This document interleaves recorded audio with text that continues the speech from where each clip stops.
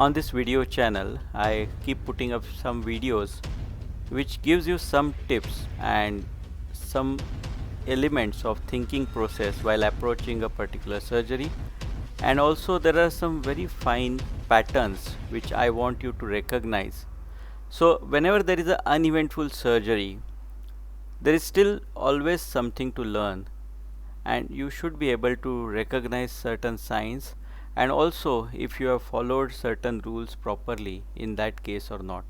And when you start seeing your uneventful surgeries more often, you will realize that probably you miss few signs when you are operating, and you might develop the sense of recognizing patterns earlier.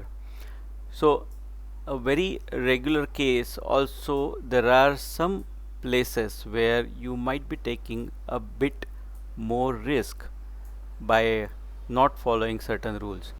This is a case of a soft cataract, say grade 1, and I have already done the left side port incision and the main incision, and then I have made another side incision on the right side.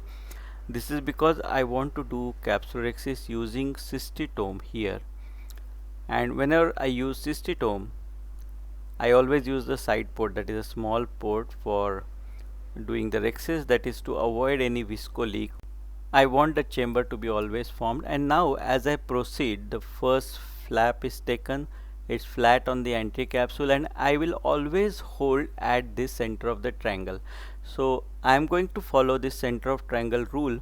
I am sure you have studied my video on this rule which I have described couple of years back, and this is something which is essential.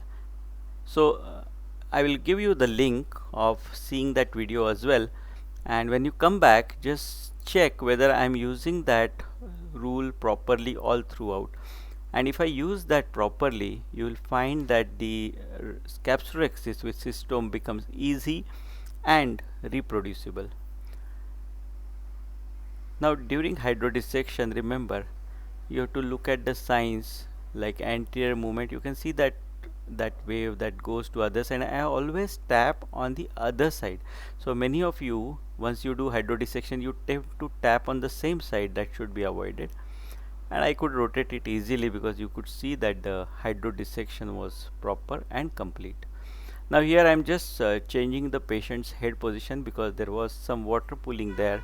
So if there is water pooling, I tilt the patient's head to a bit on the right or left side in order to drain that fluid, and I always sit at the head end. That's why you see that in the video I am sitting at the head end, and I am using this must be patient's right eye, so I am doing a temporal incision there. And now watch this. You have seen this in my previous video. I call it cigar sign, and by this sign you can see that in the periphery you can already start seeing the red reflex. That means that area you have gone deeper, so I am going to avoid that area in the future trench, and then I can divide this nucleus very easily.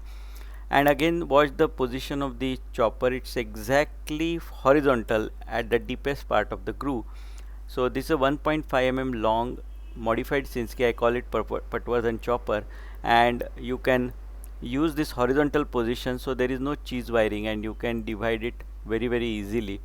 So that's another very important trick I have shown in this video, and then the further divisions take place. Now here, instead of dividing into 4 quadrants, I have made it into 3 quadrants, and they are quite big, and that's the reason why I am having difficulty to pull out one of these divisions. So always try to make into 4 quadrants. So because the quadrant should be smaller than the capsulorhexis that you have made. If it is larger, you tend to pull on the bag. Also, as it gets stuck, you might cut through. That means your phaco tip might punch through one of the areas of this nucleus and can cause PC rupture.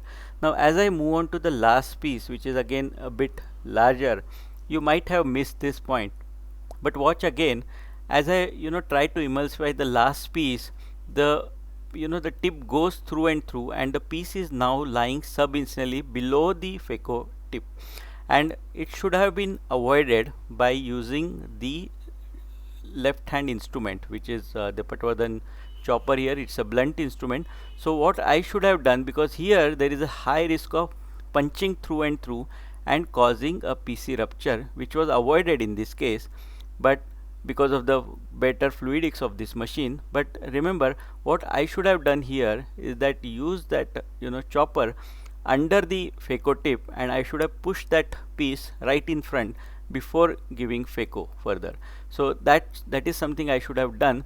Now after this I do it, you will watch my the chopper goes underneath and I push it forward, but I should have done it even before, because you can see this again I am exposing the posterior capsule to the phaco tip. So I should keep pushing this piece away, and that is something I missed during this surgery, and that is something I have to keep reminding myself. So I think that was an important trick to avoid that last PC rent, which of course didn't happen here, and that's why it was uneventful. But if you see the chopper movements, I should have done better.